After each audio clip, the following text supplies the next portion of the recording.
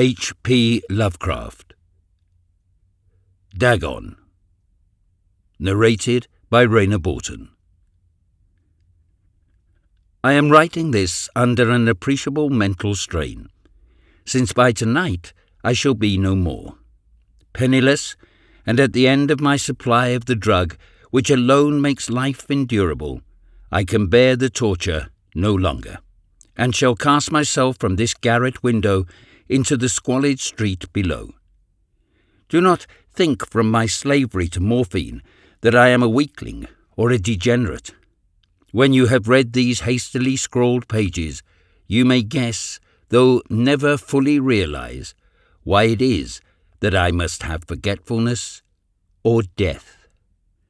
It was in one of the most open and least frequented parts of the broad Pacific that the packet, of which I was supercargo, fell a victim to the German sea raider. The Great War was then at its very beginning, and the ocean forces of the Hun had not completely sunk to their later degradation, so that our vessel was made a legitimate prize, whilst we of her crew were treated with all the fairness and consideration due us as naval prisoners. So liberal, indeed, was the discipline of our captors, that 5 days after we were taken, I managed to escape alone in a small boat with water and provisions for a good length of time. When I finally found myself adrift and free, I had but little idea of my surroundings. Never a competent navigator, I could only guess vaguely by the sun and stars that I was somewhat south of the equator. Of the longitude I knew nothing, and no island or coastline was in sight. The weather kept fair, and for unaccounted days I drifted aimlessly beneath the scorching sun, waiting either for some passing ship or to be cast on the shores of some habitable land.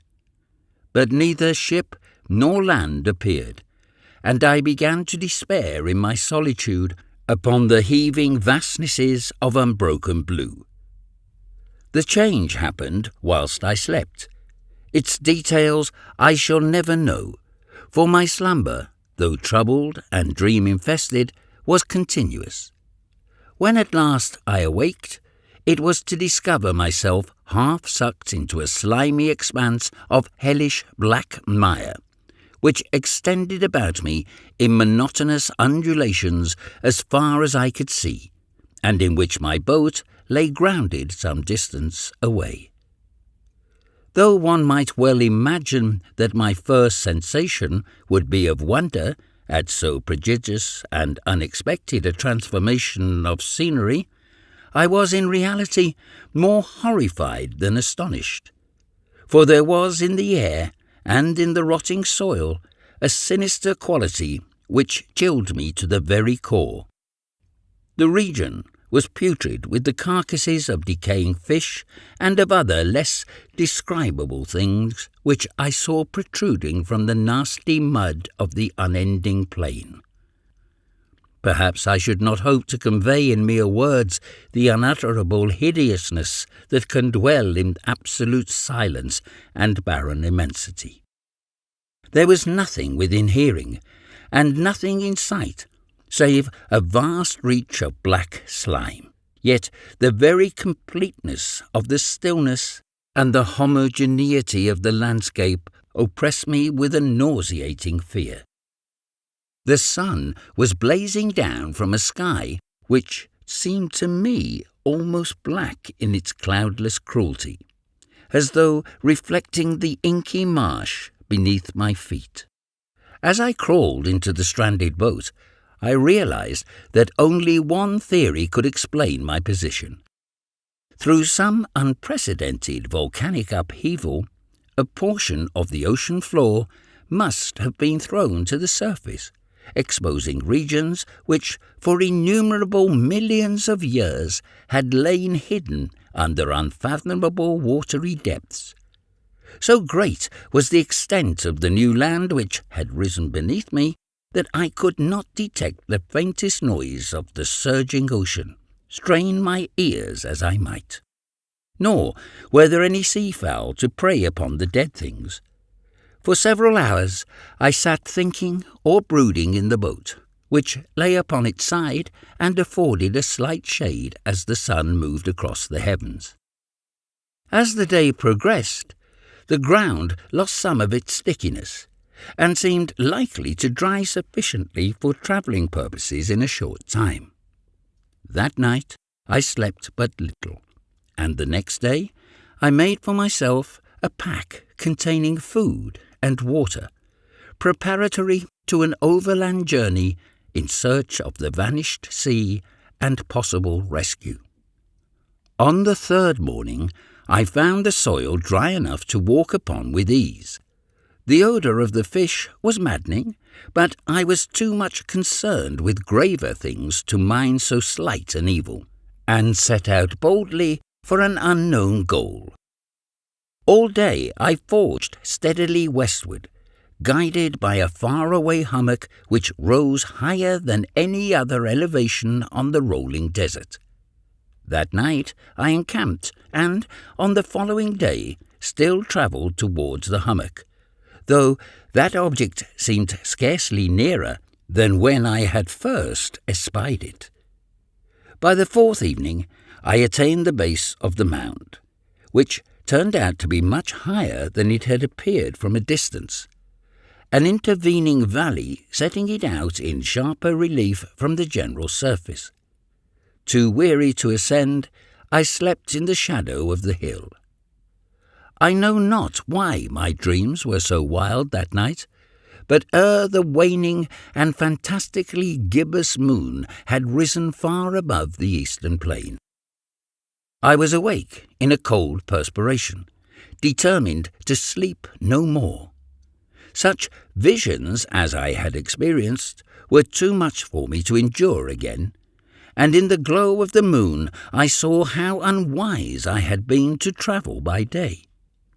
Without the glare of the parching sun, my journey would have cost me less energy. Indeed, I now felt quite able to perform the ascent which had deterred me at sunset. Picking up my pack, I started for the crest of the eminence. I have said that the unbroken monotony of the rolling plain was a source of vague horror to me, but I think my horror was greater when I gained the summit of the mound and looked down the other side into an immeasurable pit or canyon, whose black recesses the moon had not yet soared high enough to illumine. I felt myself on the edge of the world, peering over the rim into a fathomless chaos of eternal night. Through my terror ran curious reminiscences of Paradise Lost, and of Satan's hideous climb through the unfashioned realms of darkness. As the moon climbed higher in the sky, I began to see that the slopes of the valley were not quite so perpendicular as I had imagined.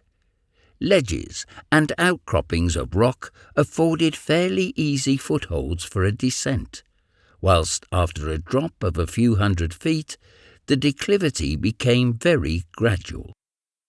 Urged on by an impulse which I cannot definitely analyse, I scrambled with difficulty down the rocks and stood on the gentler slope beneath, gazing into the Stygian deeps where no light had yet penetrated. All at once my attention was captured by a vast and singular object on the opposite slope, which rose steeply about 100 yards ahead of me, an object that gleamed whitely in the newly bestowed rays of the ascending moon. That it was merely a gigantic piece of stone, I soon assured myself, but I was conscious of a distinct impression that its contour and position were not altogether the work of nature. A closer scrutiny filled me with sensations I cannot express, for despite its enormous magnitude and its position in an abyss which had yawned at the bottom of the sea since the world was young, I perceived beyond a doubt that the strange object was a well-shaped monolith whose massive bulk had known the workmanship and perhaps the worship of living and thinking creatures. Dazed and frightened, yet not without a certain thrill of the scientist's or archaeologist's delight, I examined my surroundings more closely. The moon, now near the zenith, shone weirdly and vividly above the towering steeps that hemmed in the chasm, and revealed the fact that a far-flung body of water flowed at the bottom, winding out of sight in both directions, and almost lapping my feet as I stood on the slope. Across the chasm, the wavelets washed the base of the Cyclopean monolith, on whose surface I could now trace both inscriptions and crude sculptures. The writing was in a system of hieroglyphics unknown to me, and unlike anything I had ever seen in books, consisting for the most part of conventionalized aquatic symbols such as fishes, eels, octopi, crustaceans, mollusks, whales, and the like. Several characters obviously represented marine things which are unknown to the modern world, but whose decomposing forms I had observed on the ocean-risen plain. It was the pictorial carving, however, that did most to hold me spellbound. Plainly visible across the intervening water, on account of their enormous size, were an array of bas-reliefs whose subjects would have excited the envy of a Doré. I think that these things were supposed to depict men, at least a certain sort of men, though the creatures were shown disporting like fishes in the waters of some marine grotto, or paying homage at some monolithic shrine which appeared to be under the waves as well. On their faces and forms I dare not speak in detail, for the mere remembrance makes me grow faint. Grotesque beyond the imagination of a Poe or a Bulwer, they were damnably human in general outline, despite webbed hands and feet, shockingly wide and flabby lips, glassy, bulging eyes, and other features less pleasant to recall. Curiously enough, they seem to have been chiselled badly out of proportion with their scenic background, for one of the creatures was shown in the act of killing a whale represented as but little larger than himself. I remarked, as I say, their grotesqueness and strange size, but in a moment decided that they were merely the imaginary gods of some primitive fishing or seafaring tribe, some tribe whose last descendant had perished eras before the first ancestor of the Piltdown or Neanderthal man was born. Awestruck at this unexpected glimpse into a past beyond the conception of the most daring anthropologist, I stood musing whilst the moon cast queer reflections on the silent channel before me. Then, suddenly, I saw it. With only a slight churning to mark its rise to the surface, the thing slid into view above the dark waters. Vast, Polyphemus-like and loathsome, it darted like a stupendous monster of nightmares to the monolith, about which it flung its gigantic scaly arms, the while it bowed its hideous head and gave vent to certain measured sounds. I think I went mad then. Of my frantic ascent of the slope and cliff, and of my delirious journey back to the stranded boat, I remember little. I believe I sang a great deal, and laughed oddly when I was unable to sing. I have indistinct recollections of a great storm some time after I reached the boat. At any rate, I know that I heard peals of thunder and other tones which nature utters only in her wildest moods. When I came out of the shadows, I was in a San Francisco hospital, brought thither by the captain of the American ship which had picked up my boat in mid-ocean. In my delirium I had said much, but found that my words had been given scant attention.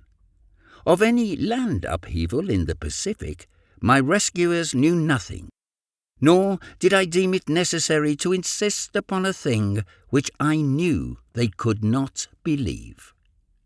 Once I sought out a celebrated ethnologist and amused him with peculiar questions regarding the ancient Philistine legend of Dagon, the fish god. But soon perceiving that he was hopelessly conventional, I did not press my inquiries. It is at night, especially when the moon is gibbous and waning, that I see the thing. I tried morphine, but the drug has given only transient surcease, and has drawn me into its clutches as a hopeless slave. So now I am to end it all, having written a full account for the information or the contemptuous amusement of my fellow men. Often I ask myself if it could not all have been a pure phantasm, a mere freak of fever, as I lay sun-stricken and raving in the open boat after my escape from the German man-of-war. This I ask myself, but ever does there come before me a hideously vivid vision in reply.